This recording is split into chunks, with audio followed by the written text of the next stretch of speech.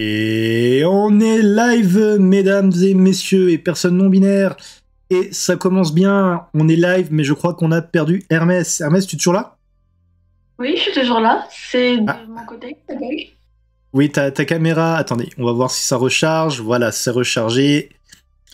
Alors, je voulais à la base le faire. Bonsoir chaton, je voulais d'abord le faire par écrit, j'ai complètement oublié. C'est un petit disclaimer de service public. Comme vous vous en doutez, tout le monde n'a pas une connexion incroyable.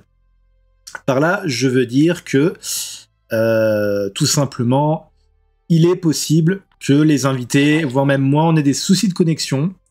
Donc, je vous demande juste plein de bienveillance parce que ça peut arriver. Et je vais aussi le dire tout de suite avant d'oublier, parce que sinon je sais que Chaton va me taper sur les doigts. Si vous voulez participer à l'émission de façon anonyme, c'est-à-dire avec une image brouillée ou pas d'image et une voix modifiée, c'est tout à fait possible. N'hésitez pas à vous faire connaître, même si c'est un peu contradictoire si vous voulez venir de façon anonyme. Mais il n'y a pas de souci, on vous anonymisera sans aucun souci. Quoi qu'il en soit, bah écoutez, bienvenue dans ce nouveau numéro de C'est quoi tes pronoms, le 31e je crois. Ça y est, on a dépassé les 1 an d'émission. Donc, joyeux anniversaire, C'est quoi tes pronoms. Et j'avoue que je suis totalement sur le cul d'avoir fait une année. C'est-à-dire que maintenant, je peux continuer l'émission, elle ne s'arrêtera plus. C'est officiel, François dans mes dents, ma neuroatypie. Ce soir, vous l'avez remarqué, je ne suis comme d'habitude pas seul, puisque je suis accompagné à nouveau par Roxas et par Hermès. Comment ça va, les gens? Yes, ça va super bien. Alors, aujourd'hui, c'est une émission un peu spéciale, en fait. C'est un peu le rattrapage de ce qui s'était passé les dernières semaines. Comme vous le savez, à cause de ma santé, il y a eu une paire d'émissions qui doit écourter. C'est une émission qui ne sera pas très longue, honnêtement. Elle va durer jusqu'à 9h30. Mais pendant 1 heure, on va discuter avec nos deux invités de un peu tout et rien. Donc voilà, déjà ce que je propose pour commencer, je vais pas vous demander de vous présenter parce que vous l'avez déjà fait dans l'émission précédente, mais peut-être que vous pouvez un peu nous expliquer comment vous vous êtes connus et comment tout ça s'est passé. Je sais qu'il y a du Spider-Man dans l'histoire, donc ça m'intéresse. Alors,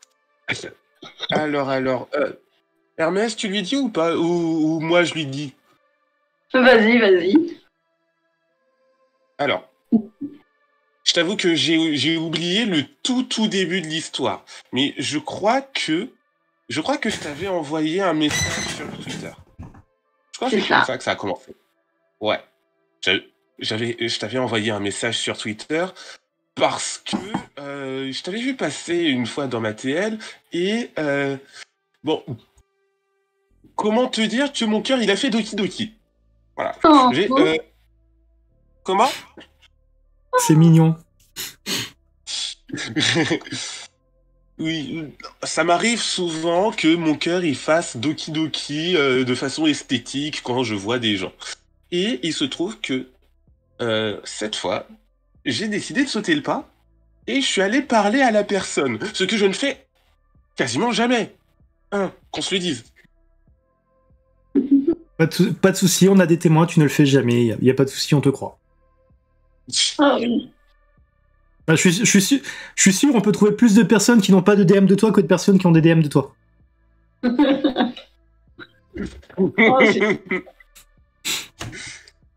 Et du coup, je ne sais plus du tout ce qui nous a amené au point Amazing Spider-Man, mais... Le 2, c'était le 2. c'était le... Il l'a dit, c'était le 2. Et tout... Mais je crois que c'était un soir où je m'ennuyais et je me suis dit, et si je proposais à Hermès de lui partager un de mes films préférés. Donc The Amazing Spider-Man 2, sorti en 2014 si je ne me trompe pas. Attends, je suis en train de réfléchir, je suis en train de me les refaire. Donc ouais, effectivement, le 2 doit être de 2014, effectivement. Ouais, Oui, le 1 2012, le 2 2014. Donc, ouais. Sorti en 2014, réalisé par Mark Webb. Ce qui est marrant pour un mec qui fait un film sur Spider-Man de s'appeler Webb. Ouais. D'ailleurs, j'ai quelques petites anecdotes par rapport à Mark Webb et à sa filmographie. J'en parlerai un petit peu après. Et du coup, j'ai proposé à Hermès qu'on se mate ce film. Donc déjà, j'ai proposé... au début, j'avais proposé par partage d'écran. Et le problème étant qu'à l'époque, je savais pas vraiment comment faire de partage d'écran. Du coup, au final, on l'a fait un petit peu séparément, mais on s'est accordé sur le moment où on appuierait sur Start, sur démarrer. Du coup, on l'a vu séparément, mais en même temps. Et on se faisait un petit peu un live tweet par message et on réagissait un petit peu au film. Et au final, dans mes souvenirs, Hermès, t'avais bien aimé le film, je crois. Oh oui, je l'avais adoré. Bah, c'était aussi un de mes préférés car c'est sur le très peu de souvenirs que j'ai de mon enfance, c'est l'un des seuls souvenirs que je sais absolument que je l'ai vu à la télé. C'est surprenant parce que le Amazing Spider-Man 2, de souvenir, il est pas passé tellement souvent. Hein. Peut-être sur Canal, à la rigueur. Je sais que je l'ai vu en tout cas. D'accord. Ouais, c'est vrai que j'avais oublié 2014. Pour toi, ça fait 8 ans en arrière. Donc, attendez, excusez-moi, il y a juste Chaton qui m'a envoyé un message qui est par rapport à la modération, donc je dois juste regarder, vous m'en voulez pas. Oui, mon cœur, pour répondre à ta question, je te réponds à l'émission, et puis je le dis du coup, personne. Chaton qui me demandait si c'était obligatoirement le samedi. Exceptionnellement, ça peut être d'autres jours, mais bon, le samedi c'est le plus pratique, ne serait-ce que pour une question de support publicitaire qui disent le samedi. Mais si éventuellement vous pouvez pas passer le samedi, on peut adopter ça pour faire ça un vendredi ou un dimanche éventuellement, il n'y a pas de souci. Oui, et donc, excuse-moi, je disais, si je me rappelle bien, Hermès, tu as 22 ans, c'est ça? Oui, c'est ça, j'ai eu 22 ans il y a à peu près. Bah, demain, ça va faire 2-3 mois. Décembre, janvier, février. Ouais, 3 mois. D'accord. Ouais, donc effectivement, t'avais Amazing Spider-Man 2, t'étais pas très très très très vieux, quoi. C'est ça. D'accord. Donc, du coup, rajouter aussi mon petit truc, rajouter tout ça. Roxas, en effet, est venue dans mes DM et m'a dit, je cite mot pour mot, tu as l'air très sympa, est-ce que je peux t'apprendre à te connaître? Et, ouais, bon, pourquoi pas, je dois me faire des amis. 1, 2, test. Non, enfin, moi, en tout cas, je suis toujours là. Tu te souviens des mots que j'ai prononcés à ce moment-là? Oui. Je veux dire, tu m'as fait une impression assez étonnante. Roxas Méchant. Mais... excusez-moi de vous dire ça tous les deux, mais techniquement, si c'était dans les DM, c'est pas compliqué, il suffit d'aller les revoir. C'est pas vraiment des mots que t'as prononcés. Je suis désolé, hein, je veux pas casser le truc, mais c'était écrit, donc c'est pas... C'est une façon de parler. Bon, après, je dis ça, pareil, Chaton, elle me ressort souvent les premiers échanges qu'on a eus sur Twitter, et c'est pareil, elle est incroyable, elle est capable de dire que le 12 février à 23h52, on a commencé à flirter, c'est quelque chose que j'admire beaucoup. J'ai beaucoup moins cette mémoire, mais franchement, j'ai énormément de respect et d'admiration, surtout que pour un premier contact, franchement, c'est très classe. C'est pas lourd ni rien, c'est GG Roxas. GG. Surtout que juste après, on a passé pratiquement 3 semaines à, entre guillemets, filtrer pour parler, tout ça. Puis 3 semaines après, Yael m'a demandé est-ce que tu veux bien être mon partenaire. Bon, avec d'autres mots, j'ai pas les mots exacts. Ah, tu vois, tu retiens pas tout. Je crois que c'était en lien avec soit Pokémon, soit Transformers. Quelle surprise! Quelle surprise! Tellement étonnant venant de moi! Ah oui! Ah oui! Alors, pardon. Chaton nous dit, c'était par rapport à ce que je disais tout à l'heure, c'était pas en février, c'était un 26 juillet. Oh, c'est le jour de l'anniversaire de mon petit frère, le 26 juillet. Tout est lié. Tout est lié. La prophétie se réalise. La prophétie se réalise. Il va pleuvoir du sang. Non, arrête, franchement. Faut passer à autre chose, Roxas. Hein. J'imagine que ton IA sur les visuels, enfin sur les visual novels, c'est ça? N'est pas passé? Ouais. Non. Ok. Toujours pas. Ok. Parce que alors, pour ceux qui n'ont pas Roxas dans leur timeline, vous manquez quelque chose déjà, parce que franchement, elle est cool. Mais c'est 50% à parler de ses intérêts spécifiques et 50% à se plaindre de trucs sur le cinéma, en fait. Oui. J'ai Et des les avis. 4% sur moi aussi. Oui, aussi. J'ai des avis assez particuliers sur le cinéma et en vrai, la plupart du temps, je m'embête pas, à les maquiller de bonne foi parce que j'ai la flemme. J'ai la flemme. Du coup, mes avis peuvent très très souvent passer pour juste des roasts de mauvaise foi, remplis de mauvaise foi, et j'en suis conscient. Je suis désolé si pour certaines personnes, ça peut sembler quelque peu abrupt et tout. Indice, la personne pour qui ça peut sembler un peu abrupt des fois est actuellement en train de parler devant un drapeau non binaire. Je vois. Oui. Je suis vraiment désolé. Non, mais. Des avis extrêmement tranchés et faut que j'y mette les formes. Faut que j'y mette les formes. En vrai, c'est vrai qu'effectivement, de toute façon, moi, c'est pas 50% de mon temps sur ma timeline, c'est pour 50% du temps sur ma timeline, c'est pas je me plains, c'est 99% du temps je me plains. Mais c'est vrai qu'effectivement, personnellement, je suis vraiment un gros, comment dire, je milite vraiment pour qu'on arrête de dire ce film c'est de la merde, mais vraiment pour qu'on dise je pense que ce film c'est de la merde. Parce que comme dit, même entre guillemets le pire film. Si à un moment il a fait pour une raison X ou Y du bien à quelqu'un, dans ce cas, je vois pas pourquoi d'autres pisseraient dessus ou. Alors, je réponds juste à Chaton qui me dit sorry, j'ai complètement perdu la connexion sur le PC. Essaye de regarder si elle est pas dans la salle de bain, mon cœur. C'est un running gag parce que dès qu'on perd des trucs chez moi, c'est dans la salle de bain forcément. Mais oui, effectivement, là ce matin, il y avait une personne qui avait tweeté un truc sur quel film mauvais vous aimez. Et bon, après, je sais que je suis très casse-couille et le fait d'être neurois, ça aide pas. Mais j'ai retweeté le truc en disant, mais attendez, c'est de la merde comme question. Parce qu'au final, si un film te plaît, c'est que forcément tu le trouves pas si mauvais que ça.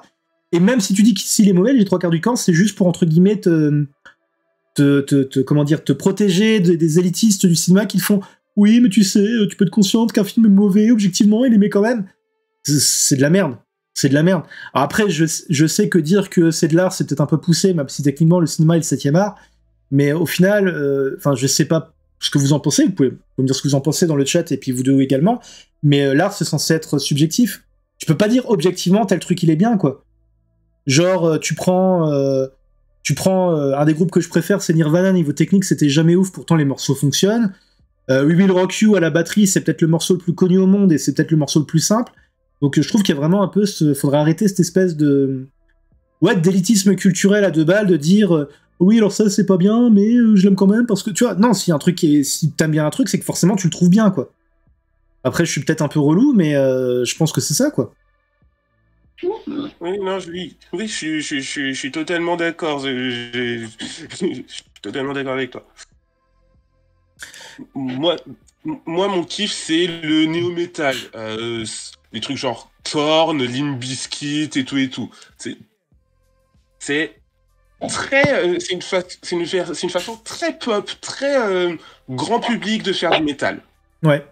Et encore.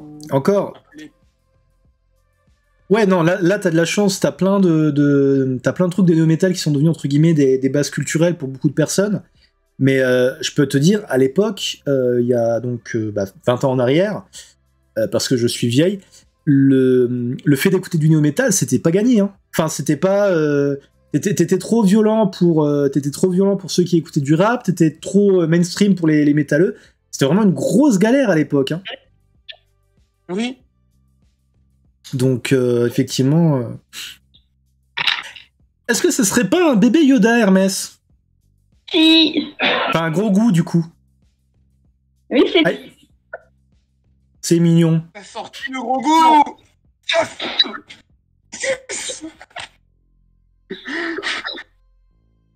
Prêt pour la saison 3 la semaine prochaine d'ailleurs. Bah, je l'ai pas encore vue. Bah normal, elle sort la semaine prochaine seulement la saison 3. Je parle des autres saisons. Ah Bouh J'ai pris cette peluche car d'une de mes amies adore Grogu ou bébé Yoda, et aussi car la texture de la peluche est ultra douce et que j'ai un intérêt énorme sur les peluches. en même temps, je peux comprendre, même si on n'est pas fan de Star Wars et tout, le design de la... En fait, ils ont créé le truc en sachant qu'ils allaient vendre des paquets de peluches, en fait. Hein. Chaton qui me dit, moi non plus, j'ai pas vu. T'inquiète pas, mon cœur. Ça tardera pas. Après nos 20 heures de 20 jours de cumulés de trucs à regarder ensemble, tu les auras vus. Ah, Hermès, tu deviens... Genre, je pense que c'est à cause de Yoda, mais du coup, tu deviens tout vert. Oui. C'est ce que je disais en début d'émission, hein. Malheureusement, des fois, la connexion est un peu hasardeuse, ou le matériel un peu hasardeux, surtout ne nous en voulez pas, hein. On fait ça avec les meilleures volontés du monde.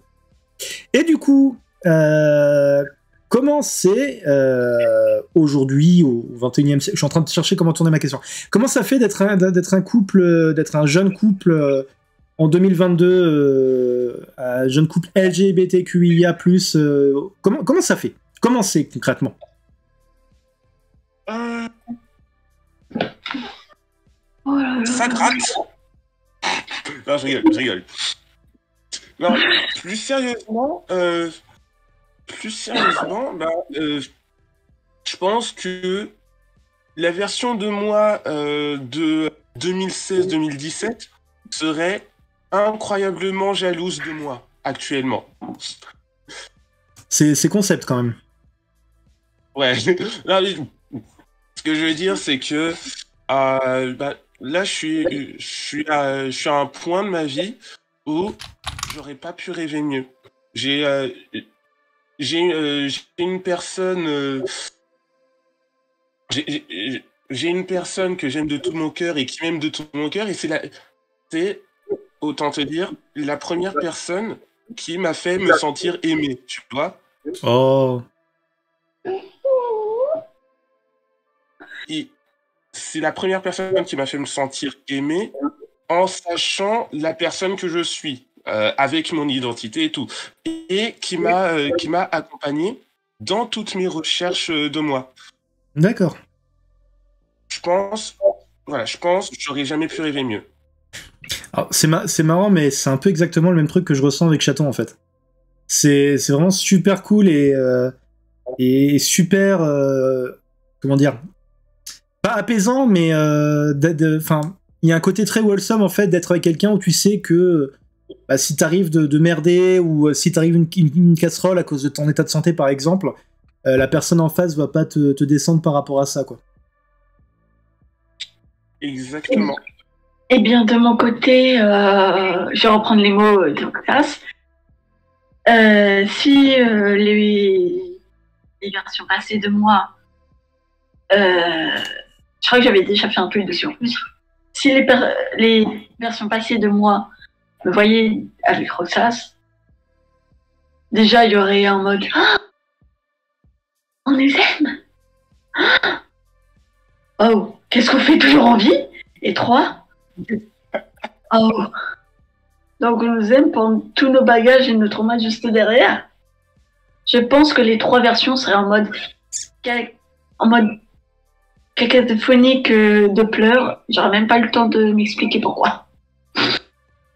Alors attends, je te propose juste un truc pour ta caméra, parce que ça peut être un peu risqué, on va dire, pour les personnes qui pourraient être épileptiques. Essaye peut-être de couper ta caméra et de la remettre. Ok. Juste la caméra, hein, pas le micro. Micro. Oula. Ah oui, du coup, il y a Roxas qui est devenu Hermès. C'est...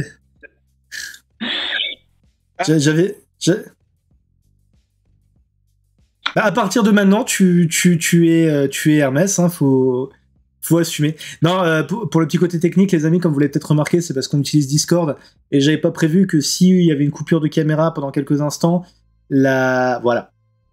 Alors là, c'est marrant parce que du coup, Hermès. Alors oui, sauf que là, on a 2 fois Roxas. Je suis désolé en fait, comme je le dis souvent avec OBS, c'est un peu la galère, donc il faut juste que je voie dans mes sources, vous inquiétez pas, ça va vite être réglé. Hop là. Alors franchement, déjà, ça fait super plaisir d'avoir des trucs mignons comme ça. Parce que... Oh là, attendez, il y a un petit souci de caméra. On va y arriver, c'est pas grave, les aléas du direct, je vous demande une toute petite seconde. Donc oui, ça fait très plaisir d'avoir un truc tellement wholesome en fait. C'est un truc dans l'émission que je fais pas très souvent. Et attendez, je viens de faire une grosse bêtise parce que là je vais me rendre compte qu'en fait je suis sur la mauvaise fenêtre. Mais c'est quoi ce délire? Que se passe-t-il? Que se passe-t-il? Oula, j'ai fait une bêtise. Je suis désolé, j'ai fait une grosse bêtise. Attendez, excusez-moi, on va régler ça. Ce qui est pas mal, c'est que là, du coup, en fait, à chaque fois, je switch entre la fenêtre d'OBS et la fenêtre de Roxas. Et là, il est en mode moment, j'ai raté l'avion. C'est très marrant. Alors, attendez. Attendez, excusez-moi, je suis vraiment désolé. Ok. On va y arriver. Oui, alors, comme je le disais, encore une fois, la connexion, tout ça, c'est pas évident. Donc là, on revoit Roxas très bien. Et on revoit Hermès, c'est parfait. Je règle ça. Hop là. Et ça va vite être réglé. Du coup, petite question, vous êtes en relation à distance ou pas? Oui. Oui. D'accord. Et vous... Quoi? Excuse-moi, du coup, tu peux répéter juste? On s'est déjà vu plusieurs fois pour des rendez-vous à Paris. D'accord. Et on s'est déjà croisés, on s'est déjà vu à la Japan Expo. Oui. À la Japan Expo, quoi. Oh là... Ah, c'est pas un peu l'angoisse, la Japan Expo, pour un rencard? Bah, en fait, moi j'y suis allé et je savais pas que Hermès y serait. D'accord. Voilà. Du coup, on en a un petit peu profité du fait que il y avait le truc. Voilà. Que moi, j'ai pas une expo, je prévoyais ça depuis, avec la pandémie ou autre, depuis plusieurs années. C'était mon cadeau d'anniversaire. Et du coup, bah, avec la pandémie. Et du coup, c'est quand on s'est. Quand la Japan Expo est arrivée, bah. Pouf. On fait un date. Bah, c'est classe, hein? Ouais. D'ailleurs, à la Japan Expo, j'ai acheté ceci, qui est un Transformer. Donc, c'est la version Core Class de Megatron. Donc, je le transforme vite fait pour montrer un petit peu à l'audience ce qu'est un véritable Transformer. Alors, je suis désolé, mais Megatron, c'est pas un tank, c'est un camion. Et je n'accepterai aucune information allant dans le sens contraire. Alors, je crois que la seule fois où Megatron ça a été un camion, c'était dans le 3e film de Michael Bay. Oh merde, Cruddy, je suis naze, j'ai confondu Megatron et Optimus Prime. Honte à moi. Honte à moi. Honte à moi. Oui, parce que la plupart du temps, Megatron, il prend l'apparence soit d'un tank, soit d'un avion de chasse ou d'un gros véhicule aérien blindé et tout. Megatron, c'est le leader des Decepticons, c'est ça, hein? C'est ça. À l'époque, il avait mis un flingue à un moment. Oui, dans sa toute première apparition, c'était effectivement un flingue. Et d'ailleurs, ça posait pas mal de problèmes sur la conservation de la masse durant la transformation et sur le fait que si Megatron il conserve sa masse, comment ça se fait que d'autres Transformers puissent le ramasser et tirer dessus comme avec un flingue voilà, quel est le bordel avec les proportions? Alors, moi, il y a surtout un truc que je me... Excuse-moi, il y a quand même une question qui est très importante, c'est que du coup, s'il se transforme en flingue, les balles, c'est fait avec quoi? Alors, les balles, en fait, elles sont... en fait, il tire pas des balles, mais il tire des lasers avec son canon à fusion. Il a un canon à fusion juste là. Tu sais que tu viens... Pas vraiment des balles. Tu viens totalement de répondre au premier degré à une question qui était faite pour être une connerie. Ne fais pas ton euro, hein.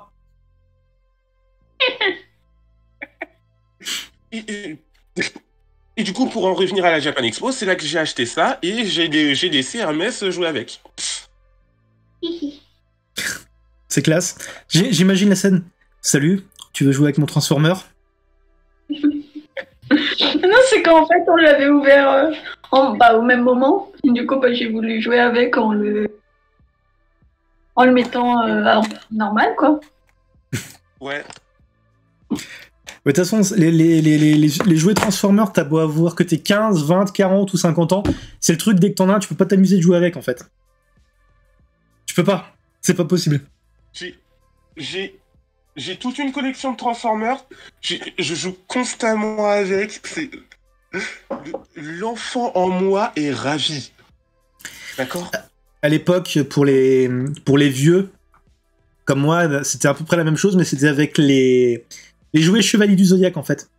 C'est-à-dire que chaque chevalier, tu pouvais mettre l'armure soit sur lui, soit sur le porte-armure, et en gros, t'arrêtais pas de switcher entre les deux, quoi. Moi, c'était avec les Power Rangers de mon frère que je faisais ça. Oui, oui. Ah, d'ailleurs, petite info pour les collectionneurs et qui seront peut-être intéressés, j'en avais déjà parlé, il me semble, mais à Nose, alors je sais pas comment c'est possible, Nose, c'est le magasin ou c'est les fins de série, trucs comme ça. En ce moment, ils ont des stocks de figurines Power Rangers des années 93. Les anciennes qui se transformaient, en fait, t'appuies sur un bouton, ça passait de la tête normale à la tête Power Rangers. Et je sais pas d'où ils ont ça, mais ils ont des figurines comme ça. J'ai vu ça, oula, il y a une faille spatio-temporelle, c'est pas possible autrement. Donc du coup, si vous avez un os et que vous aimez les Power Rangers, allez-y, parce qu'en plus, à mon avis, en vrai, les figurines comme ça doit coûter un blinde de thunes. Hein. Ouais. Ce qui est marrant, c'est que j'en ai vu comme ça, justement, là où je prends mes figurines Transformers habituellement, c'est je sais plus trop où à Paris, mais c'est une boutique de comics et de figurines. Et, ouais. Ok. Bref. Je retrouverai le nom, ça fait un moment que j'y suis pas allé. Bref. Oh, ok. Bah écoutez, on a fait involontairement, on a quand même fait une première partie un peu sur votre parcours, c'est ça qui est marrant. Pour la seconde partie de l'émission, je vous propose un truc très simple, c'est de papoter du dernier film que vous avez vu, par exemple. Ensemble ou chacun de son côté? Oh, chacun de son côté, ça se trouve, on peut peut-être avoir des coïncidences qui feront que vous avez vu le même truc, mais ouais, une petite discussion cinéma comme ça, à la cool. Attends, je me souviens même pas ce que j'ai mangé hier, donc du dernier film que j'ai vu. Le film que j'ai vu... Si, c'est bon. Je suis en train de chercher le dernier film que j'ai vu alors que j'ai littéralement le DVD sur mon bureau. Voilà. C'est un petit film pas très connu, sorti en 2001. Voilà, vraiment pas connu, avec des acteurs pas connus du tout. Hein. Je suis pas... Ouais, ils en feront pas de suite de ce film. Hein. Il y aura pas Fast and Furious, non. Je le sens pas fonctionner, le truc. Non. Je pense que les acteurs resteront... Comment? Je pense que les acteurs resteront en vie. Hein. Ouf, c'est dark, ça. Oh putain, c'est bas. Oh, c'est petit, ce Hermès. Oh, la balle perdue. La balle perdue, là. Ça m'a traversé l'esprit. Mais oui, mais bon. Mon Dieu. Mais j'ai pas cette fonctionnalité. Oula. Non, ouais, non, bah, ouais, non, mais le pire, c'est que je sais que pour le coup, Roxas, t'as la même opinion, mais Fast and Furious, premier degré, franchement, je trouve ça cool. Hein. Oui, oui. Dis-toi, Fast and Furious, c'est une de mes séries de films préférées. J'aime ça non seulement pour les scènes d'action qui sont assez honnêtes, mais dans l'ensemble assez bonnes, mais surtout pour tout le drama qu'il y a avec la famille, quoi. Famille. Mais le truc que je m'étais fait la remarque à l'époque, t'avais, je crois que c'était le 5 ou le 6 qui était sorti en même temps qu'un film X-Men, et je sors du cinéma, je me suis dit, mais attends, il y a un truc qui est pas logique. X-Men, ils sont pas foutus d'avoir une cohérence scénaristique d'un épisode à l'autre, et là, t'as Fast and Furious, ils font plus de boulot sur le scénario pour que ça reste, entre guillemets, je vais pas dire forcément cohérent, mais logique dans la timeline, et c'est pas normal, quoi. C'est pareil, tu vas voir Fast and Furious 7, moi je suis pas venu pour pleurer, en fait, et du coup, si, quoi. Mais ouais. Ce que j'adore avec Fast and Furious, c'est que on dirait pas comme ça, mais les scénaristes, ils se cassent le cul quand même ils se sont cassés le cul à proposer 3 trilogies extrêmement différentes dans des termes thématiques, mais surtout à proposer une trilogie complète en tant que préquel à un seul film. Genre. Alors après, par contre. Non, j'allais dire après, par contre, il y a un truc qui m'a fait marrer il y a pas longtemps, parce qu'il faut quand même pas pousser, mais c'est Vin Diesel qui se comparait à J.R. Tolkien en disant « Ouais, je sais ce que c'est, moi aussi j'ai du mal à écrire la suite de mon film. » Non, enfin Vin Diesel, j'aime bien l'ami Vincent Gaswell, mais non, te compare pas à Tolkien. Déjà que tu te tapes une image de gros beauf parce que t'es dans un film de baston et de barbecue et de bagnole, mais sors pas ça, mec. Sors pas ça. Je vais pas pouvoir le défendre là-dessus. Ah ouais, bah non, bah pareil. Bah en fait, le truc, c'est ça qui m'éclate, c'est que Vin Diesel, en fait, apparemment, il est... Pour donner une idée du personnage, apparemment, c'était Mathieu Kassovitz avec qui il a bossé sur le film Babylon 5, et Kassovitz, il a fait « Mais il est con, ce mec. C'est le genre de mec qui a se regarder dans la glace en regardant ses pectoraux, en fait. »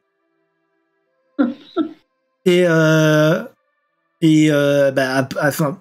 Après, en plus, il a pas fait les bosser. Genre là, sur le dernier film, il a viré le premier réalisateur parce que ça lui plaisait pas.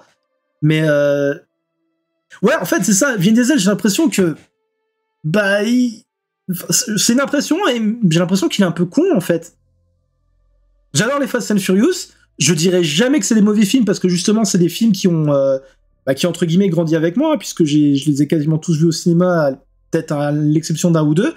Mais le problème, enfin, je pense que Vin Diesel, en fait, il doit vraiment se donner, j'imagine, pour écrire les scénarios, parce qu'apparemment c'est surtout lui en majorité. Mais en fait, je pense que lui est vraiment persuadé qu'il est en train d'écrire Le Seigneur des Anneaux, quoi. Donc, mais non, non. En fait, je pense que c'est l'antithèse même des mecs qui ont écrit les Sharknado, en fait. C'est ça, c'est l'opposé de Sharknado en fait. Les mecs qui ont écrit Sharknado, ils savaient qu'ils écrivaient une série B qui avait juste pour but d'être con et marrant. Et si on suit ça, c'est très réussi. Mais t'as Vin Diesel, j'ai vraiment l'impression que le mec, il est persuadé qu'il est en train d'écrire Le Parrain ou... Et encore une fois, j'ai rien contre les Fast and Furious. Mais il y a une différence entre dire oui, ce film est mauvais parce que, et tout simplement dire ce film a telle prétention en fait. Je sais pas si je suis clair. Mais ouais, non, c'est... Enfin, ce que je veux dire, c'est que dans la même discussion, le mec, à mon avis, doit être capable de te sortir. Oui, j'ai du mal à écrire mon film, je comprends totalement J.R. Tolkien. Et le mec, ça se trouve, 5 minutes après, il fait oui, c'est vrai, on réfléchit à un spin-off avec un crossover avec Jurassic Park. D'ailleurs, le crossover avec Jurassic Park, je l'attends non ironiquement. Bah oui, encore une fois, c'est un truc, ça serait méga fun. Ce serait vraiment méga fun, quoi. Mais après, honnêtement, il y a des idées comme ça, je sais pas si ça arrivera, hein, c'est comme il y a quelques années dans la catégorie des crossovers chelous, Et ça a été annulé justement à cause de l'affaire du leak des mails de Sony. Alors c'est très compliqué, je vous laisserai regarder sur Google. Mais en gros, il y avait comment dire, il y avait un projet de film crossover entre 21 Jump Street, donc la franchise de film avec Channing Tatum, et ils voulaient faire un crossover avec Man in Black. Ouh ça aurait été le feu. Ah bah ça aurait... Ouais, bah après c'est comme d'hab, le problème avec ce genre de film, c'est que t'en aurais quelques-uns qui seraient en mode ouais c'est fun, c'est cool. T'en aurais plein qui fait oh là là, quelle idée de merde, il faut pas le faire. Puis c'est comme d'hab, hein, c'est comme j'ai dit tout à l'heure, t'en aurais plein qui fait oui alors c'est de la merde, mais peut-être que... Là récemment ça m'a fait marrer, j'ai une amie sur Facebook qui a fait tout un statut Facebook pour se plaindre que Fast and Furious de 1 ça allait trop loin, et que de 2 ils voulaient essayer d'engager Robert Downey Jr. pour le dernier. Mais oui, Fast and Furious, ça va loin, c'est pourquoi tu regardes. Tu regardes Fast and Furious pour voir ce qu'ils vont nous faire, quoi. Oui. Donc, je sais pas.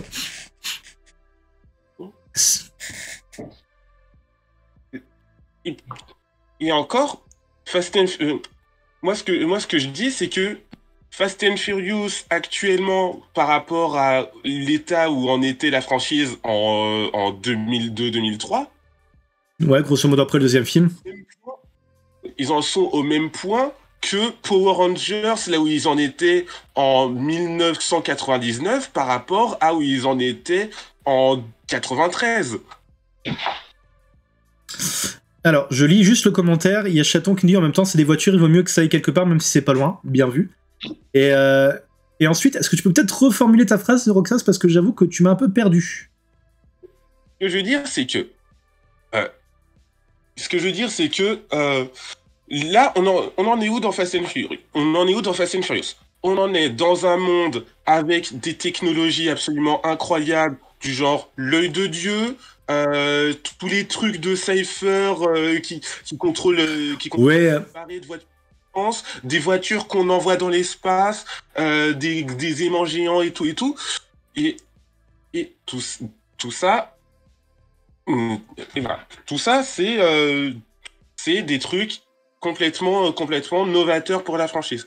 Et sauf que il y a du potentiel pour aller bien plus loin. Et le parallèle que je faisais avec Power Rangers, c'est que Power Rangers dans les 5 premières saisons, c'est globalement toujours la même chose, des adolescents qui se tapent contre des méchants sur Terre et tout. Et saison 6, Power Rangers dans l'espace.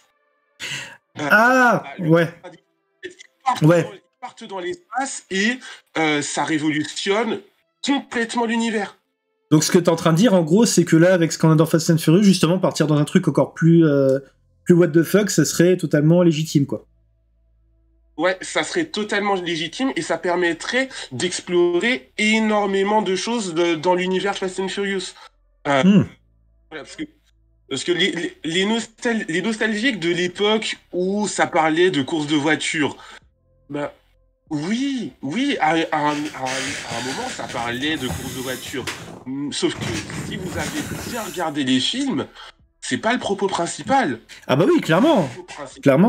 Le propos principal, c'est pas des gars font des courses de voitures et basta.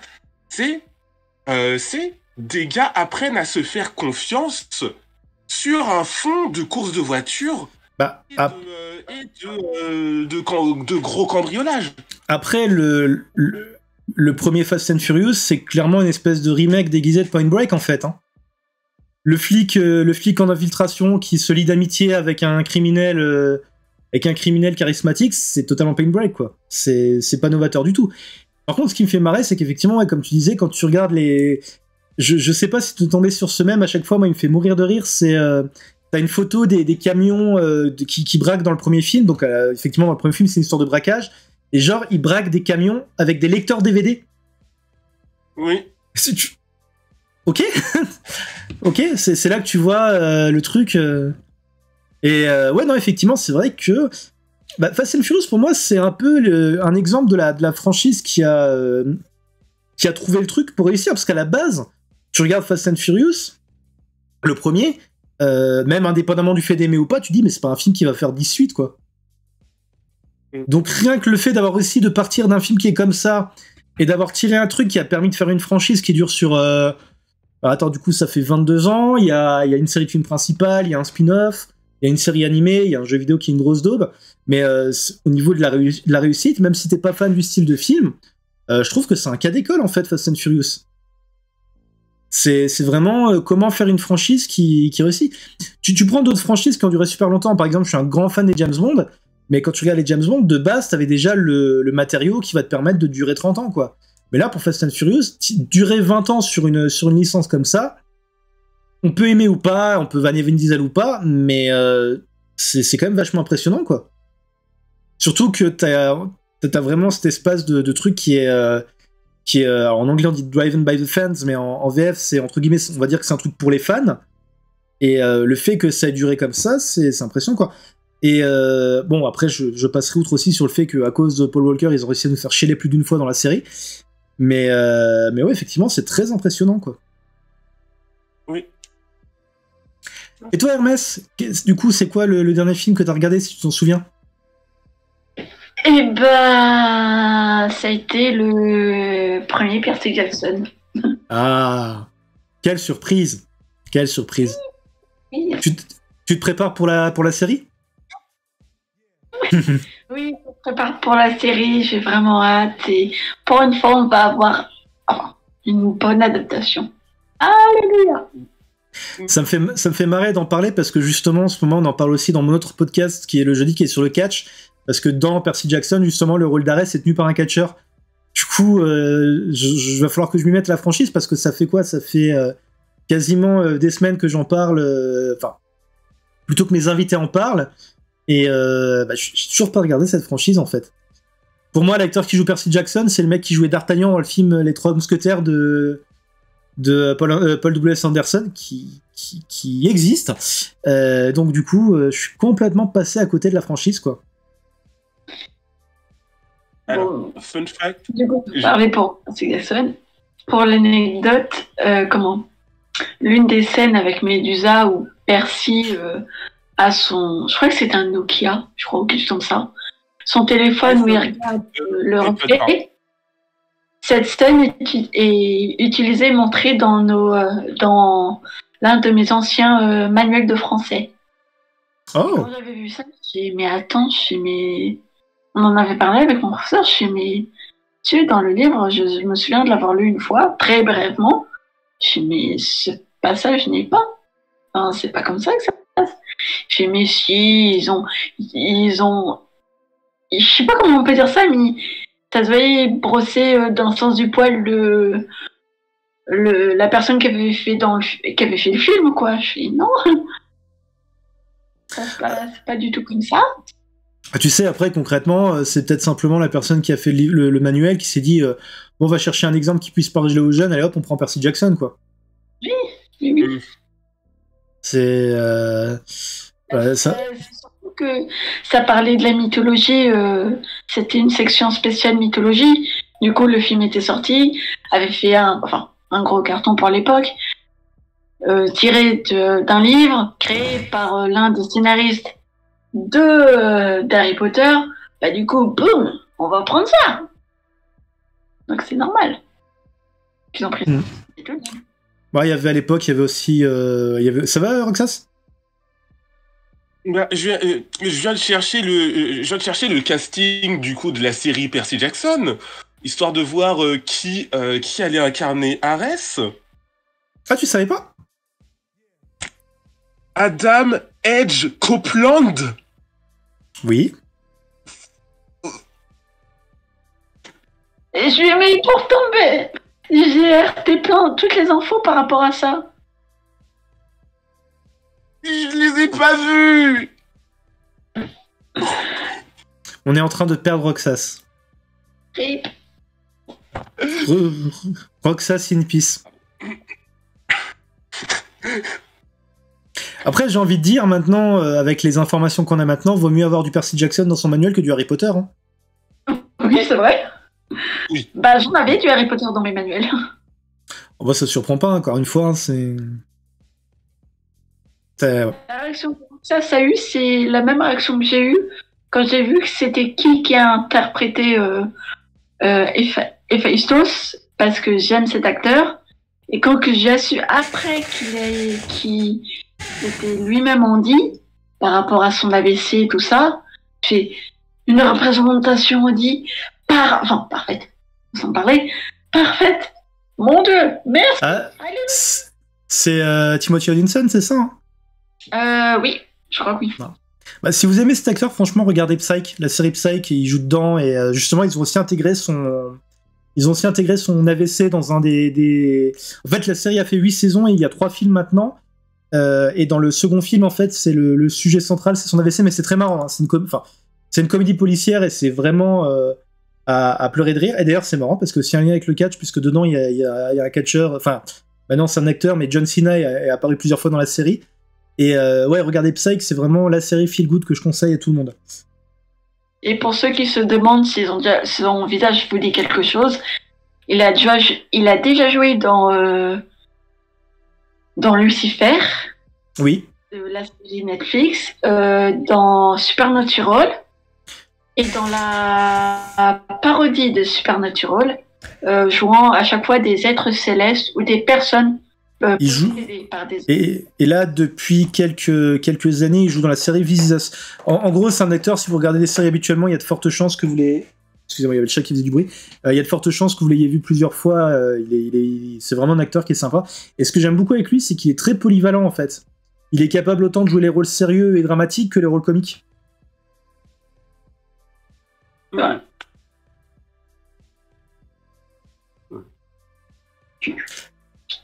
Bah du coup, écoutez les amis, mine de rien c'est passé super vite, on arrive tout doucement vers la fin. Bon, il nous reste encore une petite dizaine de minutes, mais est-ce que vous voulez rajouter quelque chose avant de simplement dire au revoir? Eh bien, il y avait un truc dont j'avais absolument envie de parler. Tu te souviens de tout à l'heure quand on avait parlé de Mark Webb qui avait réalisé les Amazing Spider-Man? Oui, bien sûr, oui. Eh bien, il y a un truc que je dis très très souvent, c'est que les films Amazing Spider-Man, ils font partie de la culture emo. C'est quelque chose que je dis très très souvent, et ça sort pas de rien, ça sort pas de nulle part. Pourquoi? Parce que Mark Webb, le réalisateur des Amazing Spider-Man, il a commencé en réalisant des clips musicaux. Mais pas pour n'importe qui. Attends, laisse-moi deviner. Ballet for My Valentine. Non, mais il aurait pu. Non. Mais il a commencé avec Green Day et My Chemical Romance.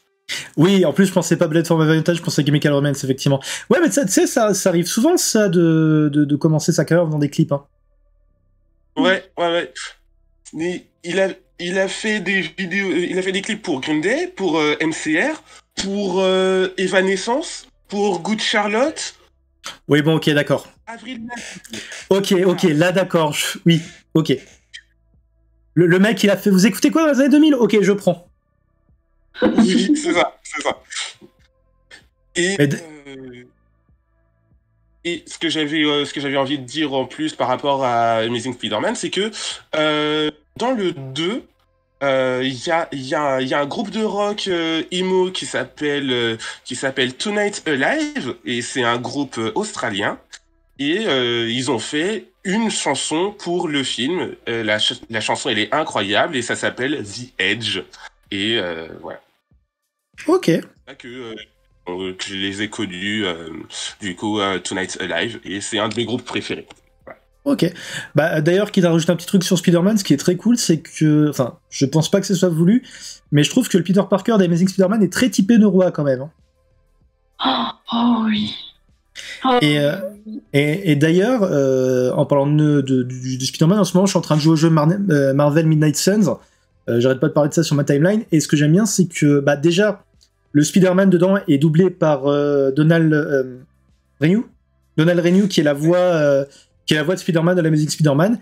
Et bah, c'est pareil, je sais pas si c'est l'écriture ou la voix qui fait que, mais Peter Parker fait aussi très Neuroa dans le jeu, quoi. Bah, étant donné que c'est pas surprenant vu que l'acteur l'acteur dans Spider-Man Amazing 2, comment? Merde. Et très codé tout ce qui est théâtre, et que Donald l'a très bien compris en donnant sa voix en donnant sa voix française. Et pratiquement sur chaque personnage qui prête sa voix, c'est généralement le cas. Il sait très bien que son personnage va être typé Noah. Enfin, typé Ok. sans parler. Ah, d'ailleurs, il y avait un truc que j'avais beaucoup. Non, j'allais juste dire un truc que j'avais beaucoup aimé avec Andrew Garfield à l'époque, c'est qu'il avait dit. Enfin, on lui avait parlé d'une romance dans Spider-Man, de romancer une femme, pourquoi pas un mec? J'ai trouvé ça cool. Ouais. Bah écoutez les amis, est-ce que ça vous a plu ce petit spécial en rab là? Oui. Oui. Moi j'ai adoré. C'est un très très bon moment à passer. Avec mon chouchou. Bah, je vous remercie d'être revenu pour cette émission spéciale. Quittez pas, si vous regardez le live, quittez pas, je vais faire un petit raid. On va voir qui on va raider. Mais merci d'être venu, merci d'avoir regardé cette vidéo, que ce soit en live ou en différé. Merci au lurker, merci à Chaton qui a modéré, même si il n'y a pas grand monde sur le chat. Moi je vous dis à la semaine prochaine, ou un peu plus tôt selon les replays, tout ça, c'est un peu le bordel. Encore une fois, merci à Hermès et Roxas. Et puis, je vais fermer ma gueule. Je vais vous laisser, à chaque fois je vous laisse le mot de la fin et je reparle, mais cette fois je vais vraiment vous laisser le mot de la fin avant de partir en raid. Eh bien, prenez vos médicaments, buvez de l'eau, mangez un peu, reposez-vous et faites attention à votre santé physique et mentale. Comme il dit. Vive les xénogenres. Merci Nat du rappel dans le chat.